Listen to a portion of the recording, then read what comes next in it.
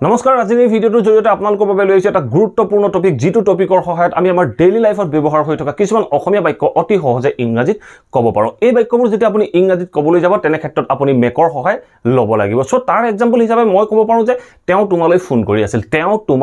কৰি আছিল এই বাক্যটো আমি কেনেদৰে ইংৰাজীত ক'ম বা মই তোমালৈ ফোন কৰি আছো এই বাক্যটো আমি কেনেদৰে ইংৰাজীত ক'ম যদি আমি ক'ব বিচাৰো যে তাই মোক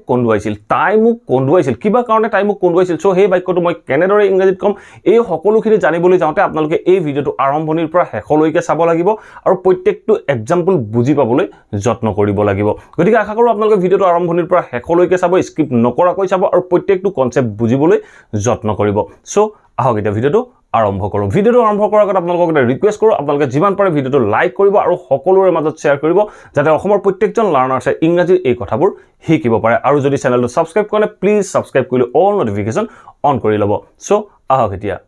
আপোনালোকে হয়তো নিশ্চয় জানে যে মেকৰ যথেষ্টখিনি ইউজ আছে তাৰে ভিতৰত আজিৰ এই ভিডিওটোত মই মেকৰ তিনটা ইউজৰ বিষয়ে ক'ম প্ৰথম ইউজটো হ'ল মেক এজ এ ভাৰ্ব হিচাপে কিবা কৰাৰ ক্ষেত্ৰত আমি দূৰ হলনি এই বাক্যবোৰত মেকৰ ব্যৱহাৰ কৰোঁ সো কেনেদৰে ব্যৱহাৰ কৰিম তাৰ বিষয়ে জানিবলৈ যাওঁতে আপোনালোকে এই এক্সাম্পল পাঁচটা চাব লাগিব সো ফাৰ্স্ট এক্সাম্পলটো চাওক কি কৈছে he was making a call to you বাক্যটো চাওক হি ওয়াজ মেকিং তেওঁ কৰি আছিল past continuous he was making a call to you তেওঁ তোমালৈ এটা ফোন লগাই আছিল তেওঁ তোমালৈ এটা ফোন কৰি আছিল বা লগাই আছিল তেনেকুৱা ক্ষেত্ৰত আমি দূৰ সহায় নলে আমি এই বাক্যটোত মেক কৰিলো সো আমি পাষ্ট কন্টিনিউয়াস হোৱাৰ বাবে আমি মেকিং কৰিলো সো আপোনালোকে যেতিয়া ফোন কৰাৰ কথা ক'বলৈ যাব তেনেকুৱা ক্ষেত্ৰত আপুনি ডুইং নকব কেতিয়াও আপুনি ক'ব মেকিং বা made I made a call to you মই তোমালৈ এটা ফোন কৰিছিলো I was making a call to you মই তোমালৈ এটা ফোন কৰি আছিলো I am making a call to you মই তোমালৈ এটা ফোন কৰি আছো I will make a call to you মই তোমালৈ ফোন কৰিম সো তেনেকুৱা ক্ষেত্ৰত আমি মেক ইউজ কৰিম ফোন কৰাৰ ক্ষেত্ৰত সদায় আমি মেক ইউজ কৰিম এটা চাওক নেক্সট সেন্টেন্সটো কি কৈছে আই ওন্ট মেক দিস মিস্টেক মই এই ভুলটো আৰু নকৰো মই ভৱিষ্যতে মানে ভুলটো নকৰো সো তেনেকুৱা ক্ষেত্ৰত কৈছো আই ওন্ট মেক দিস মিস্টেক মই ভৱিষ্যতে ভুলটো নকৰো সো আপোনালোকে ডেফিনেটলি জানে যে মিস্টেকৰ লগত সদায় মেক লাগে so I won't make this mistake মই এই ভুলটো ভৱিষ্যতে নকৰো এটা চাওক নেক্সট সেন্টেন্সটো কি কৈছে she made an announcement তাই এটা সিদ্ধান্ত বা তাই এটা announcement কৰিছিল she made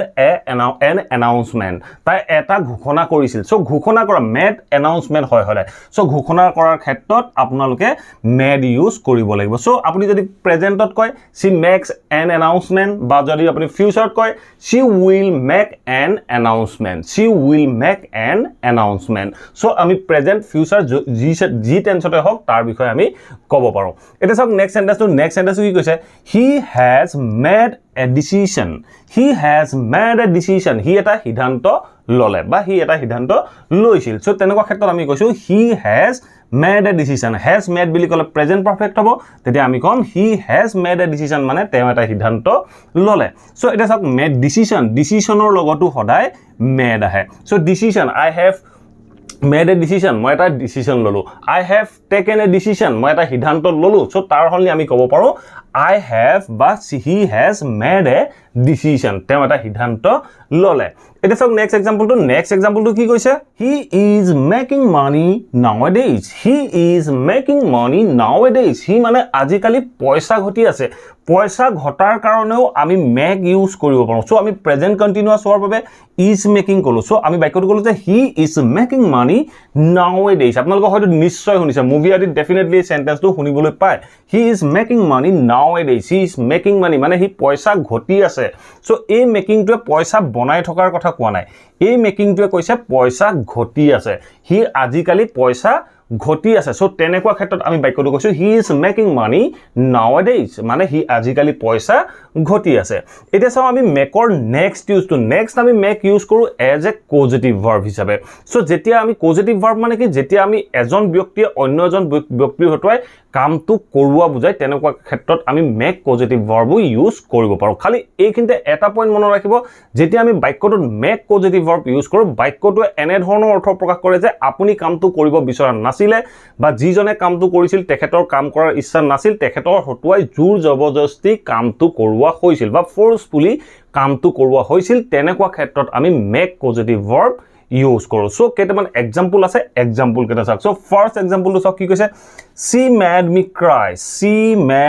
cry তাই মোক কন্দুৱাইছিল তাই কন্দা নাছিল এই she টোৱে কন্দা নাছিলে কান্দিছিল কোনে she made me cry মোক কন্দুৱাইছিল সো এই মইটোৱে কান্দিছিল সো এই সাবজেক্টটোৱে নেকান্দে সাবজেক্টটোৱে কেতিয়াও কামটো নকৰে সদায় কাম কৰে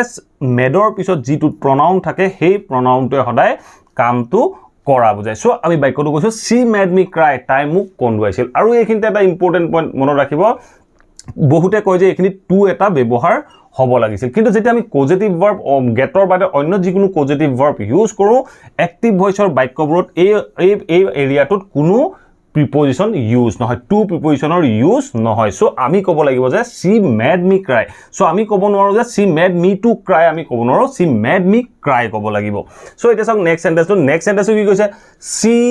makes me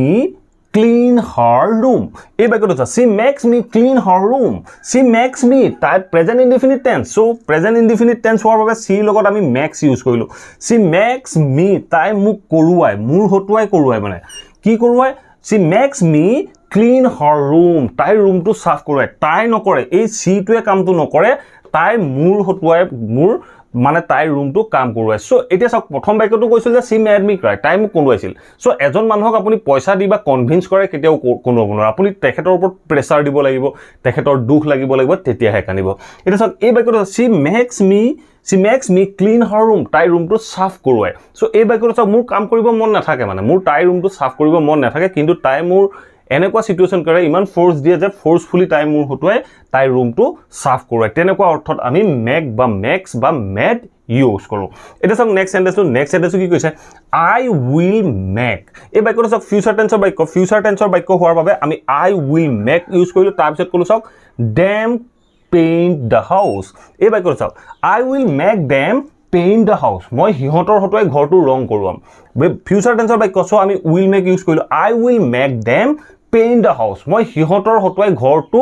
ৰং কৰোৱাম সো হিহতি ৰং নকৰো বুলি কলো মই হিহতক জু জবৰদস্তি কৰাম সো মই ফোৰ্সফুলি হলো হিহতৰ হতুৱাই ঘৰটো ৰং কৰাম তেনেকুৱা ক্ষেত্ৰত মই বাক্যটো কৈছো I will make them paint the house মই হিহতক ঘৰটো ৰং কৰোৱাম মই হিহতৰ হতুৱাই ঘৰটো ৰং কৰোৱাম এটা চাওক নেক্সট সেন্টেন্সটো কি কৈছে he has made his sister cook food এই বাক্যটো চাওক he has made present perfect tense he has made his sister তাৰ ভনীয়েকক cook food ভাত বনোৱাই সো এই বাক্যটো চাওক he has made his sister cook food he মানে তাইৰ ভনীয়েকৰ হতুৱাই বা বায়েকৰ হতুৱাই ভাত বনোৱালে সো তাৰ ভনীয়েক বা বায়েকৰ ভাত বনাব মন নাছিলে হি জু জবৰদস্তি কৰি তাইৰ ভনীয়েক বা বায়েকৰ হতুৱাই ভাত বনোৱালে তেনেকুৱা ক্ষেত্ৰত মই বাক্যটো কৈছো he has made his sister cook food মানে হি তাৰ ভনীয়েক বা বায়েকৰ হতুৱাই ভাত বনোৱালে সো এটা চাওক নেক্সট সেন্টেন্সটো কি কৈছে I make এই বাক্যটো চাওক প্ৰেজেন্ট ইনডিফিনিট সো মই কৈছো যে I make them follow the rules এই বাক্যটো চাওক I make them মই হিহতক কৰোৱাও মই কি কৰোঁ হিহতি মানিব নিবিচাৰে কিন্তু মই তথাপিও হিহতক কৰোঁ I make them follow the rules মই হিহতক ৰুলখিনি মনুৱাও সো হিহতি ৰুল ব্ৰেক কৰে কিন্তু মই জু জবৰদস্তি বা হিহতক স্ট্ৰিক্টলি মই হিহতক ৰুলখিনি ফলো কৰিবলৈ বাধ্য কৰাও সো তেনেকুৱা ক্ষেত্ৰত মই কৈছো I make them follow the rules মই হিহতক ৰুলখিনি ফলো কৰিবলৈ বাধ্য কৰাও সো মই হিহতক মানে ৰুলখিনি ফলো কৰোৱাও সো তেনেকুৱা ক্ষেত্ৰত মই বাক্যটো কৈছো I make them follow rule so এনে ধৰণে আমি পজিটিভ ভাৰ্ব মেকও ব্যৱহাৰ কৰিব পাৰো নেক্সট আমি মেক ইউজ কৰো যেতিয়া আমি কোনো এটা বস্তু বনালে বুলি ক'বলৈ যাওঁ ধৰক মই ভাত বনালো তেনেকুৱা ক্ষেত্ৰত আমি মেক ইউজ কৰিব পাৰো মই টেবুল এখন বনালো মই তেনেকুৱা ক্ষেত্ৰত মেক ইউজ কৰিব পাৰো মই এটা ভিডিঅ' বনালো তেনেকুৱা ক্ষেত্ৰতো আমি মেক ইউজ কৰিব পাৰো সো যেতিয়া আমি বনোৱা বুলি ক'বলৈ যাওঁ তেনেকুৱা ক্ষেত্ৰত আমি মেক ইউজ কৰো সো আপোনালোকৰ বাবে দুটামান এক্সাম্পল আছে এক্সাম্পলটো চাওক সো ফাৰ্ষ্ট এক্সাম্পলটো কি কৈছে you are making me fool মানে তুমি মোক মূৰ্খ বনাই আছা সো তুমি মোক মূৰ্খ বনাই আছা সো তেনেকুৱা ক্ষেত্ৰত মই বাক্যটো কৈছো you are making me fool তুমি মোক মূৰ্খ বনাই আছা সো মানে আপুনি মূৰ্খ নহয় কিন্তু আপোনাক মূৰ্খ বনাই আছে তেনেকুৱা ক্ষেত্ৰত আমি বাক্যটো কৈছো you are making me fool এটা চাওক নেক্সট সেন্টেন্সটো নেক্সট 12 নম্বৰ সেন্টেন্সটো কি কৈছে she made the situation difficult তাই সিচুৱেচনটো পৰিস্থিতিটো কি কৰিছিলে ডিফিকাল্ট কৰি পেলাইছিলে কঠিন কৰি পেলাইছিলে সো তেনেকুৱা ক্ষেত্ৰত কৈছো তাই সিচুৱেচনটো কঠিন বনাই পেলাইছিলে সো তেনেকুৱা ক্ষেত্ৰত আমি বাক্যটো ক'ব পাৰো যে she made the situation difficult তাই সিচুৱেচনটো কঠিন কৰি পেলাইছিলে বা কঠিন বনাই পেলাইছিলে তেনেকুৱা ক্ষেত্ৰত আমি বাক্যটো কৈছো she made the situation difficult এটা চাওক নেক্সট এক্সাম্পলটো কি কৈছে she made many friends she made তাই বনাইছিল কি বনাইছিল many friends তাই বহুত বন্ধু বান্ধৱ বনাইছিল সো বনাইছিল মানে তাই বহুত বন্ধু বান্ধৱ আছিল বা বনাইছিল তেনে যেতিয়া আমি বনাইছিল বুলি ক'বলৈ যাওঁ তেতিয়া আমি কম she made past tense হোৱাৰ কাৰণে আমি made ইউজ কৰিলো সো আমি ক'লো she made many friends তাই বহুত বন্ধু বান্ধৱ বনাইছিল তেনে ধৰণে আমি ক'ব পাৰো যে মই এখন টেবুল বনাইছিলো সো তেতিয়া আমি কম যে I made a table মই এখন টেবুল বনাম I will make a table মই চাহ বনালো I made tea মই চাহ বনাম I will make tea so এনে ধৰণে আমি made বনোৱাৰ ক্ষেত্ৰত আমি made বিভিন্ন কাৰণত ইউজ কৰিব পাৰো এটা চাওক নেক্সট এক্সাম্পল কি কৈছে he will make his room into a office এই বাক্যটো চাওক এই বনোৱাৰ ক্ষেত্ৰতে ইউজ হৈছে কিন্তু এই বাক্যবোৰত আমি into ব্যৱহাৰ কৰিব লগা হয় সো বনোৱাৰ ক্ষেত্ৰত ৰুমটো মানে he will make his room he তাৰ ৰুমটো কৰিব কি কৰিব বনাব মানে ৰুমটো বনাব into a office এটা অফিচ বনাব মানে he তাৰ ৰুমটো এটা বস্তুৰ পৰা অন্য এটা বস্তুলৈ ৰূপান্তৰিত কৰিব সো এই বাক্যটো এই will make টোৱে বনোৱাৰ ক্ষেত্ৰতে ব্যৱহাৰ হৈছে আমি কৈছো যে he will make his room তাৰ ৰুমটো কৰিব কি কৰিব